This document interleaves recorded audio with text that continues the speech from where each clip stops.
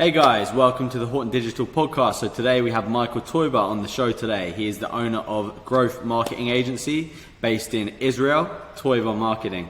It's great to have you on today, man. How are you doing? Thank you. Hi, hello.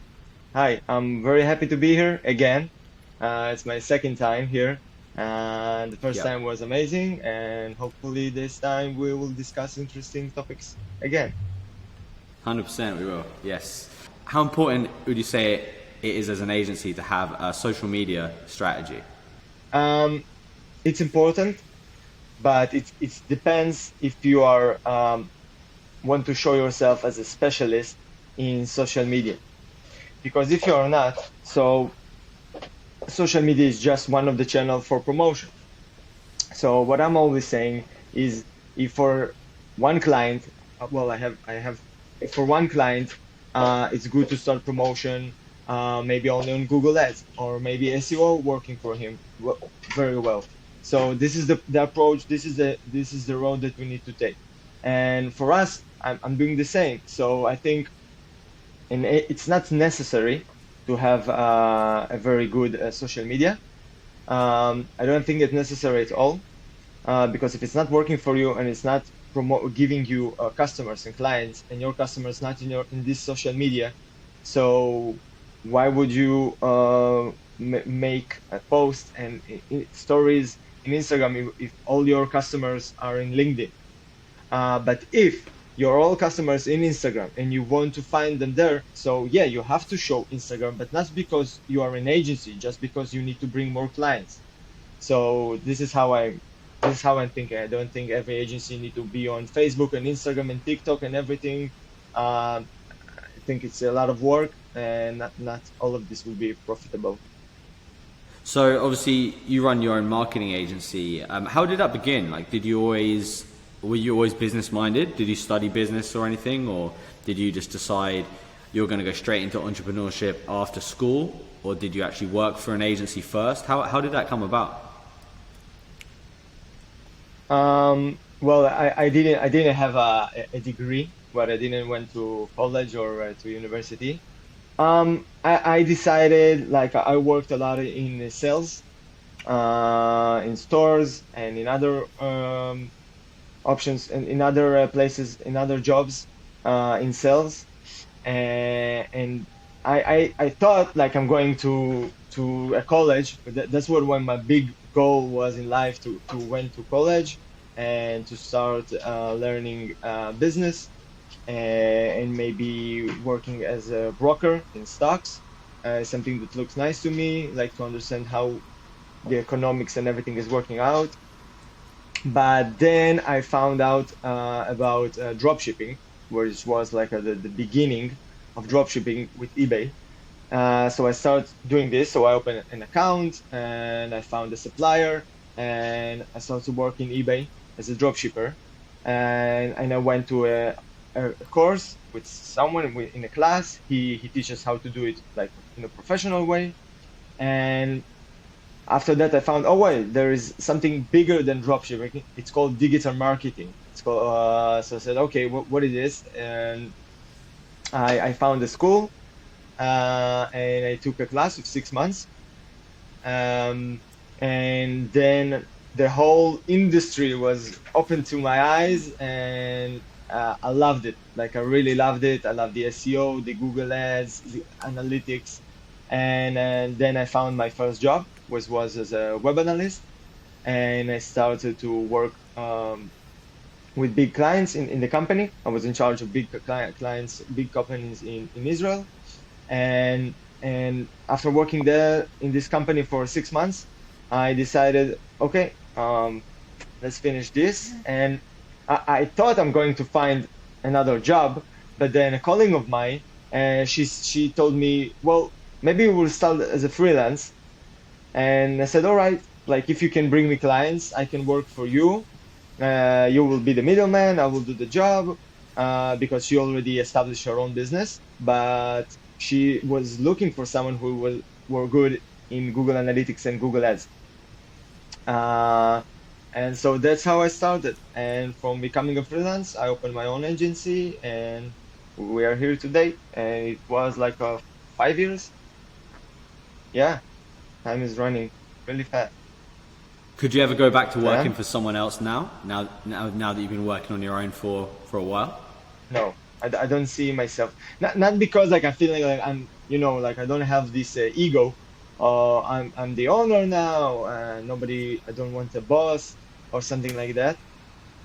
But just because I'm Yeah. not doing only digital marketing, and I'm more as an entrepreneur, and I have other ventures I'm building and other businesses, so I can, like, I'm not going to replace it all for for a job, even for a good job, because there's a lot of things that I'm interested in, and I'm working, like, what I can do today is working in the agency and other businesses, and to establish other opportunities all together, Yeah. working on all of them. And no, I'm not. I don't see myself going back to a job.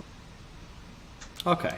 Do you employ? Do you have staff within your agency, or do you do all the work as a freelancer yourself? Well, the business, it's me and my wife.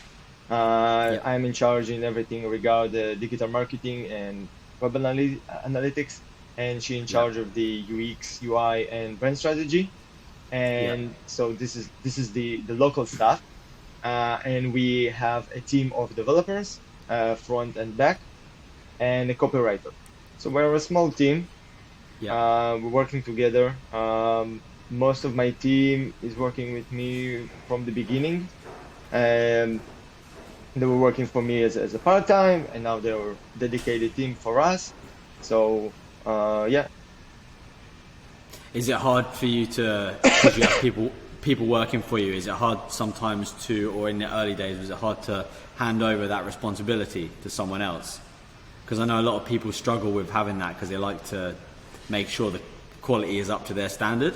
Was that hard to kind of let that go? So at first, I wanted to let go for some responsibilities. So I was looking for professionals that I know I can trust, and Yeah. I always looking for people that they are better than me. So when you find someone who is better than you, so it's easier to let go because you trust them to do the best, and you dare to help them to become better. Uh, I like there was a lot of like at first I was building all the landing pages and writing all the content, and today I'm not building anything. So I have the people for that. I trust them. They do a great job.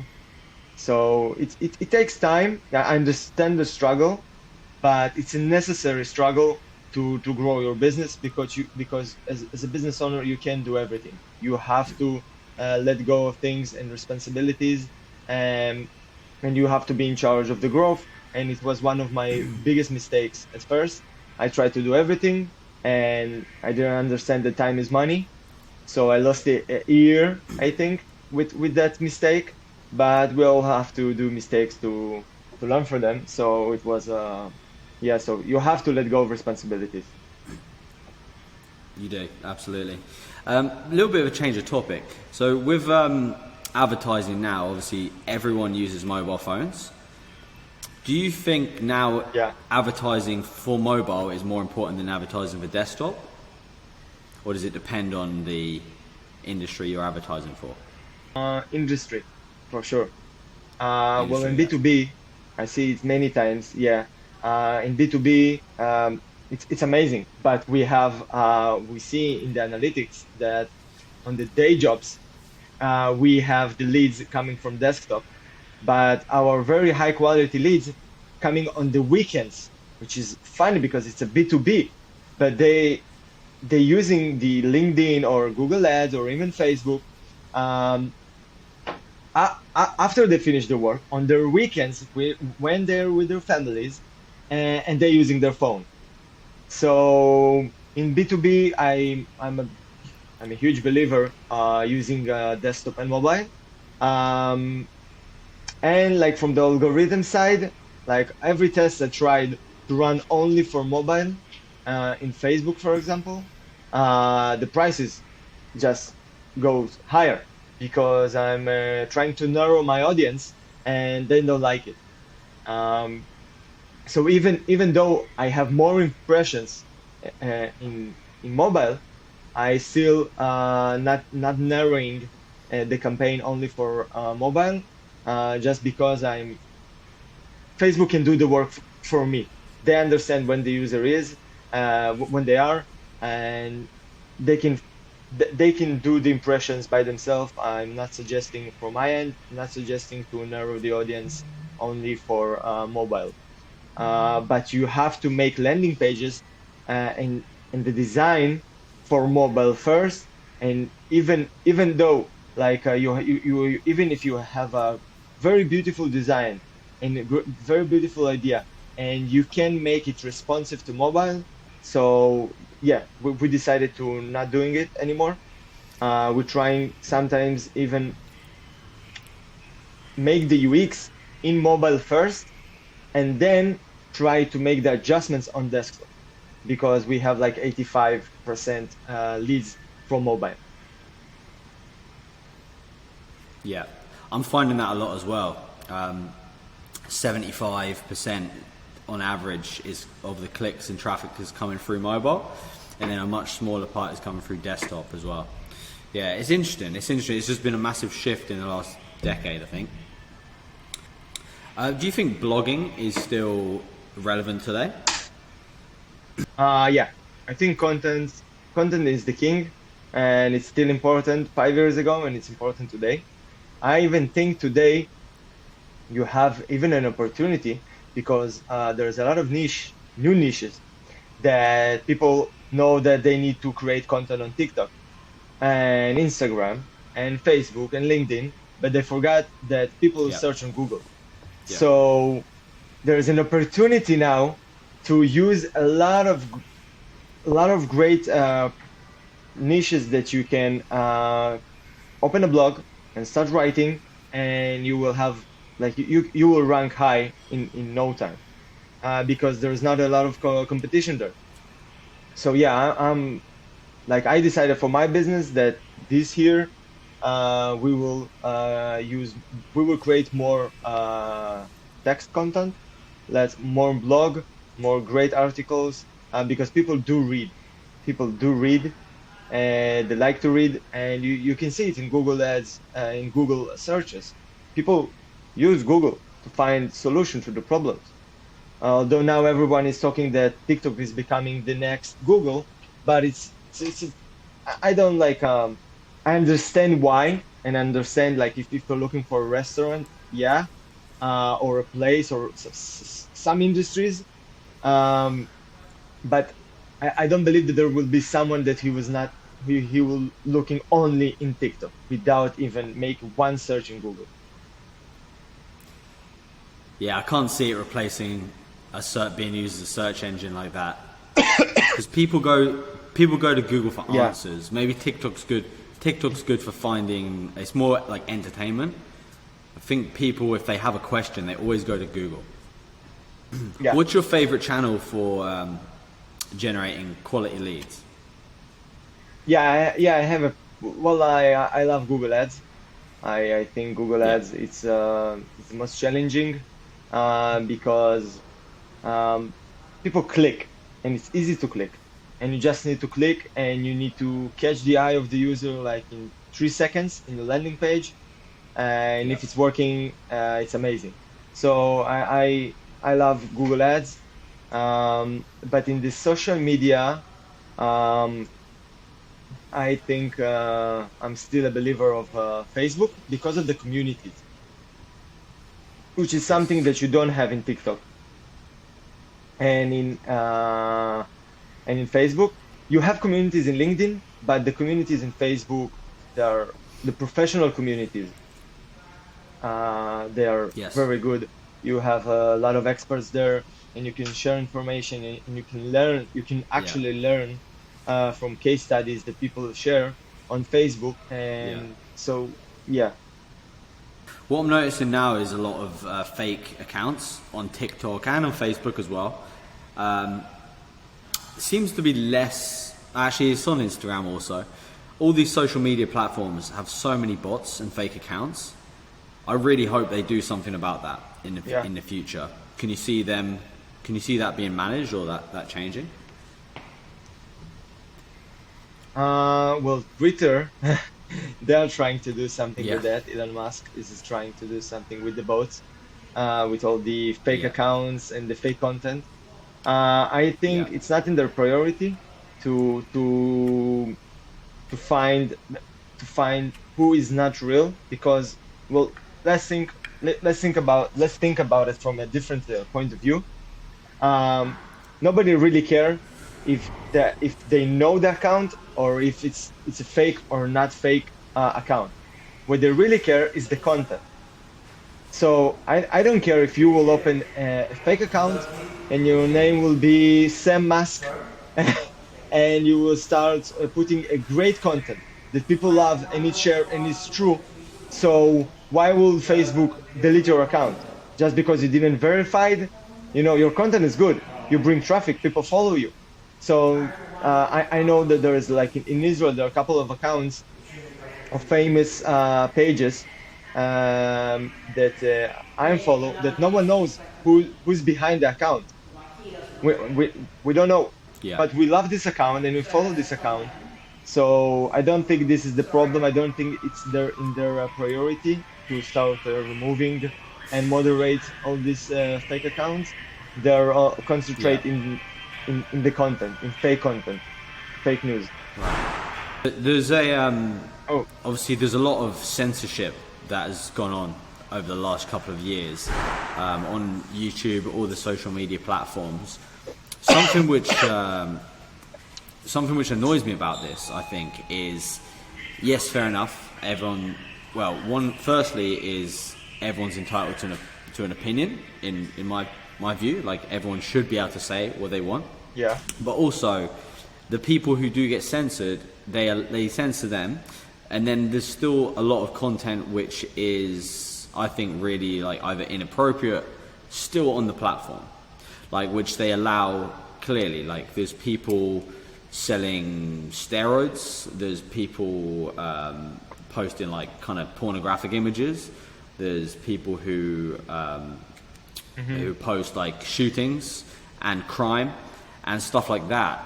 But someone can get cancelled for having a point of view about something, about a politician, or speaking out against somewhat about, like, transgender people. Like, if they have a point of view about that, they get completely deplatformed. It seems weird to me, like, how certain topics can just get you completely thrown under the bus, and then others you can just do completely fine, and it just gets completely ignored. yeah. Well, the whole problem with content, it's a discussion for we can discuss and open a podcast only for this, about the free speech and what we can and cannot say, and who in charge for the content, and who has the power to say, okay, let's stop talking about the World War II, and but, like, what we should do, and how we need to, who is in charge on the content. So yeah, I don't have a solution for the problem. I think if there were a solution for the problem, they will already tried it. I don't think that ban people for what they say, it's a solution. That's I But I do think that you have to educate people. And for example, if you say something bad on some platform, and it happened one time, so I don't think that we need to close your account. But, like, Yeah, in a perfect world, I think that if you're doing it many times, so it's like I don't know how it's in Australia, but in Israel, if you're a bad driver, so they're not taking your license for life. Well, it depends. It depends. But if you make a lot of traffic mistakes, so you have to do and make a course to learn everything again, and then you need to take some driving classes, and you need to pay for them. Um, So there's something that can educate you, and then you have a trial, you have a test, like for 2 months, you have to drive with someone. So there is a process for you to become a better driver. Um, so I think that ban people, it's not the first solution. It should be some, I don't know, maybe even a customer support, that if you are talking bad words on Twitter and you want your account, so you are like a prisoner, okay? Let's say something like that, but more, like when you get out of jail, so if you have a time that you need to adjust, so and there's someone who is helping you. So I think, yeah, so I think maybe something that people can learn, like an academy online, okay? And they need to make some to talk to someone. For example, now we have Yeah, this huge trend with Kanye West. Okay, so you probably heard about it. yeah, yeah, yeah, yeah. Yeah, I've been so following it yeah, quite Kanye closely, West, he actually. Yeah, said a lot of yeah. So Kanye West, he said some not so nice things about Jews, and here in Israel yeah, it was big on the highlighted. Um, So, like, I don't believe that we need to ban him right away. Yeah, some of his posts we need to moderate and ban the post. But then, if he can improve and make some process, even if he's celebrity, okay, because even he's celebrity, to build some, I don't know, I'm not working at Twitter, but to build some process that he can come back and and improve his freedom of speech. For example, I don't know how to say it exactly. Not to improve his freedom of speech, but to try to say the same thing, but from other point of view, and we rephrase it. And so, we should have red flags, but I don't think we need to punish people for life for something they said. That's my last I words agree. about it. Yeah, yeah, I agree. People should be able to say their opinion because the problem is like if we ban people from having an opinion, it's dangerous because then it becomes like Yeah, then we can't have an open discussion about something. We discussion can't is, have an open discussion about something. yeah. So E- we need to have an open discussion about it, and we need to discuss. We need to have red flags, but we need to have an open discussion about everything, because discussion it was makes us like, this is your only opportunity to hear other people's opinion. 100%, 100%. And even if what we say is like perceived as being wrong or offensive, we should be able to tell them and educate them on that and actually be able to solve it rather than just being like banned. Yeah, Yeah, yeah.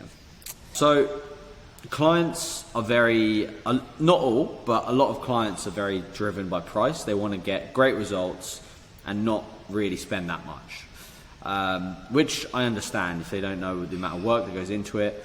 Do you think it's possible to get great results whilst reducing advertising costs? yeah. I don't think you have to have. I don't think if you have a huge budget, is like, I don't think it's all about the budget. I saw a lot of great campaigns. They made a really good video with their phone, and they ran a campaign with mostly no budget, just Yep. because the ad was so funny, so good. They get a lot of leads and a lot of customers, and for that company, it was a lot. It was like a lot of leads. Um, so I think, yes, you can do it, but then you have to be more original and your copywriting and your creative, because the, you can see it on the other side also. Like the big companies, their ads are boring.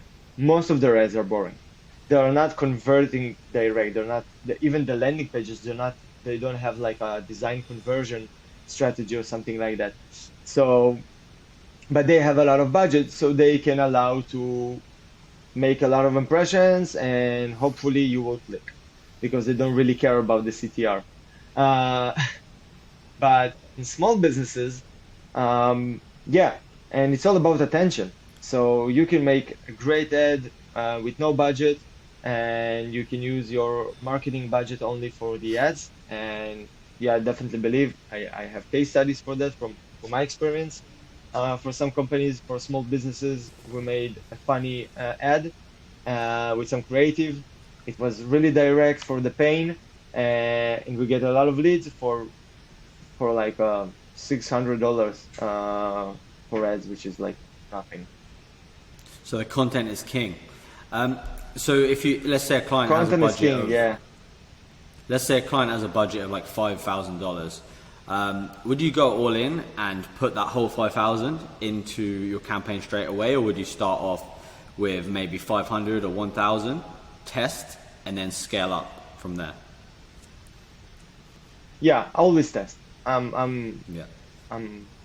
this is what I do. I do a lot of CRO. Yeah. So testing is everything.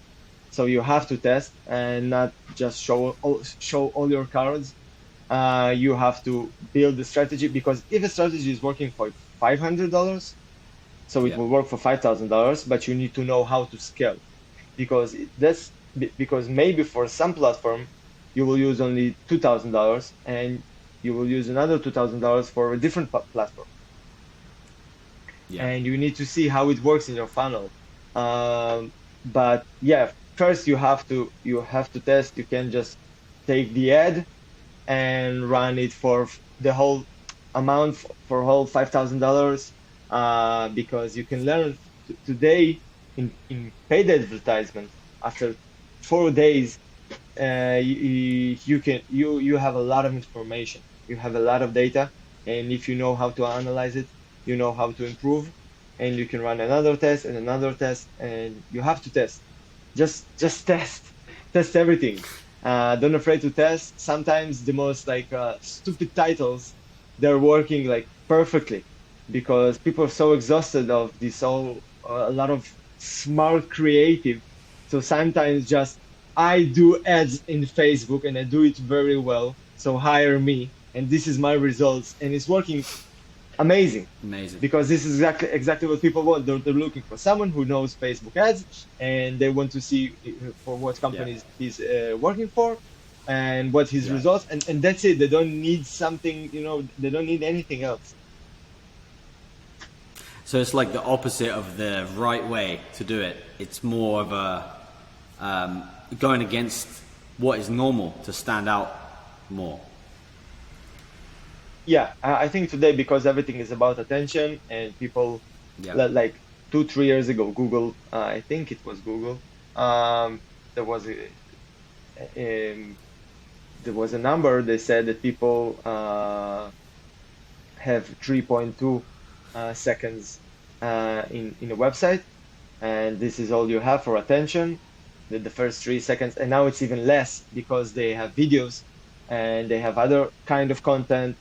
So like, yeah, you have to create the most direct title, and be more creative, and do something different, not more expensive, just different. Exactly.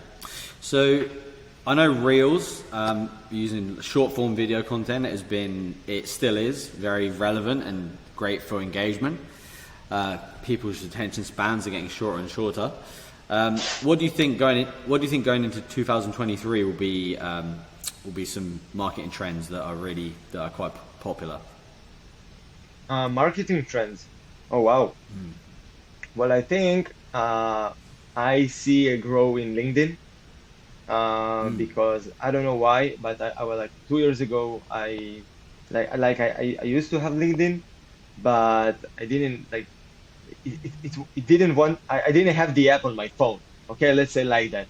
Like I have an account, but I didn't have the app on my phone, and now I'm using LinkedIn almost every day, because people change the approach in LinkedIn. They're now talking about themselves and not only business direct. I'm recruiting and I started a new job and I have a solution Yeah. for this. No, I think they took it from Facebook, but they took what Facebook is good, which is the communities and the professional posts, and they decided, okay, well, I don't want to share my professional post to my uncle, okay? So that's why I have LinkedIn now, and I have people that can, that all my people here, all my friends here, is the friends that I have in this small community in Facebook. But now it's all my friends. They're all interesting about this content. So I see LinkedIn is growing. I think more personal content in LinkedIn. We will see more personal content in LinkedIn because people there's more people. I think it's maybe because of COVID, more people working from home, and everyone now have their own venture. Everyone is an entrepreneur today. Everyone has some business they want to try to grow. They have a lot of ideas, and LinkedIn is become this place that you can share not only the biggest corporate information about, oh, see, we are now got purchased by this big company, like it was like 3 years ago. But today we can see people writing in LinkedIn just the journey, how hard it is. They, they talk about struggle, they talk about solutions, and they don't shy to tell, all right, I tried one, two, three, and it didn't work for me.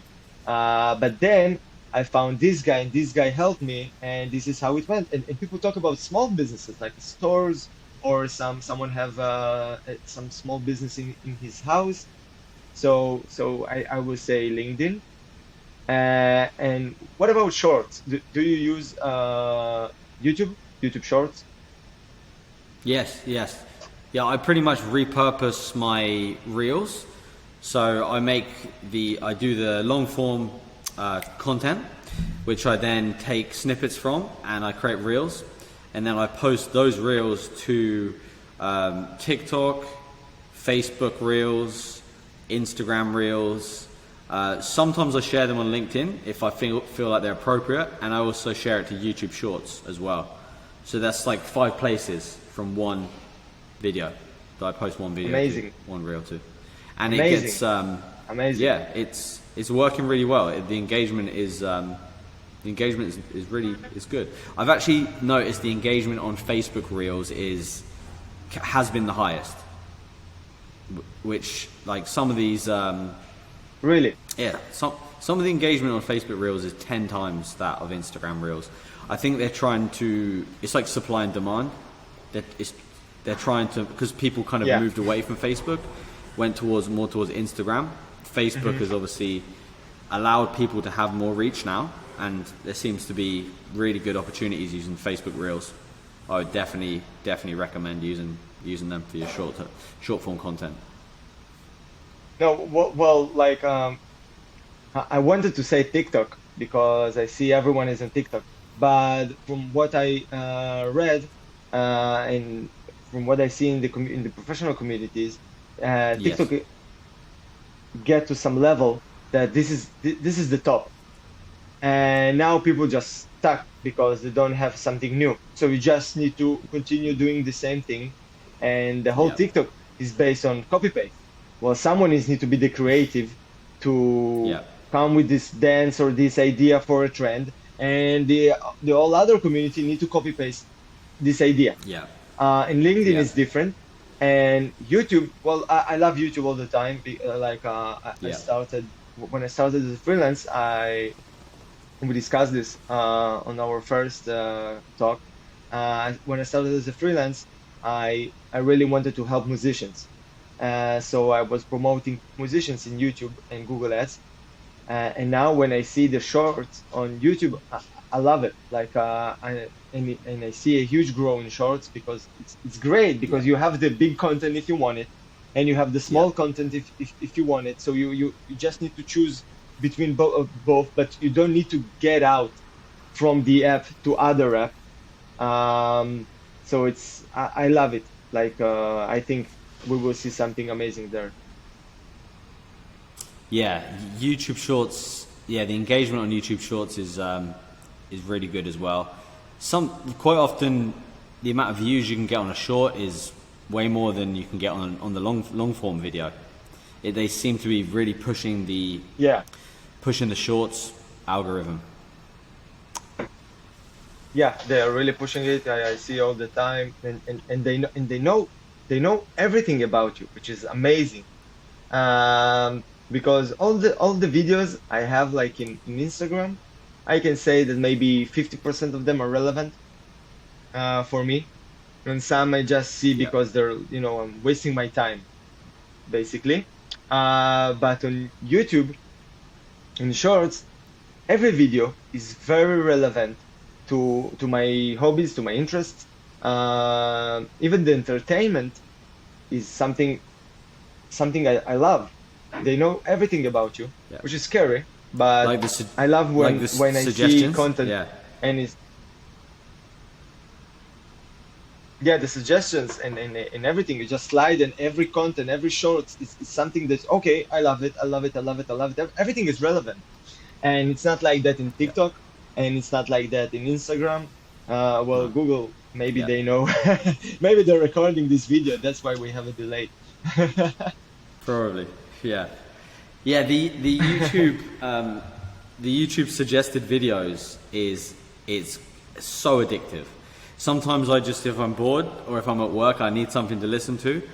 I don't even know what I want to listen to, but What? sometimes Yeah, before I go, I go to YouTube, load it but they up, know. and yeah, there's always something. There's always something there that it's like, it's like, I didn't know I needed that. It's like when you go to IKEA and you see all these like Yeah. home furnishings that you didn't realize you needed for your house, and it's like, how did I end up spending like Yes. $500 Yeah. today and All I these didn't even solutions. need anything? Yeah. Yes. Yeah. They give you the Yeah. solutions that So, you need. and it's, yes, yes. YouTube, they know the work. It's scarily smart, and that's just the beginning of AI. I imagine it's going to get even smarter. They can read your brain. They're going to be able to do some mad stuff one day. In the near future, I can see it happening. Well, we're just coming towards the end of the show today. It's been really good having you on again. Do you have any final thoughts that you want to share? Well, thank you, first of all. Thank you for having me again. It was nice. Final thoughts. Well, we need to talk next time, hopefully, more about how to about small businesses, maybe, because there's a lot of Yeah. growth hacks for small businesses that they can do with low budget, and they can help them become not a small business.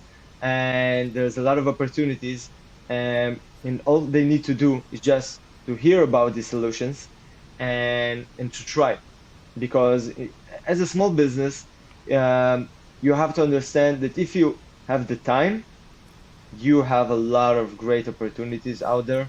And if you just post in the right places and you do the right tricks, um, you can bring more sales, more leads. And so, yeah, that's my final thought for today. Absolutely. Yeah, I'm with you there. And where can people find you if they want to get in touch? Well, right now I'm starting to post more on LinkedIn, and they can follow me on my personal Instagram. I also have a professional Instagram, but there is more content in Hebrew. And we have a website, which is Toyber, Toyber .co.il, and there will be more amazing content in English this year. So, well, It's very cool. And I'll put your links below in the description. Make sure you follow Michael for great marketing tips, insights, and if you want to work with him, definitely get in touch. Make sure you subscribe to this podcast, guys. It really helps the channel and platform grow. And stay tuned for more content. See you in the next one. Peace.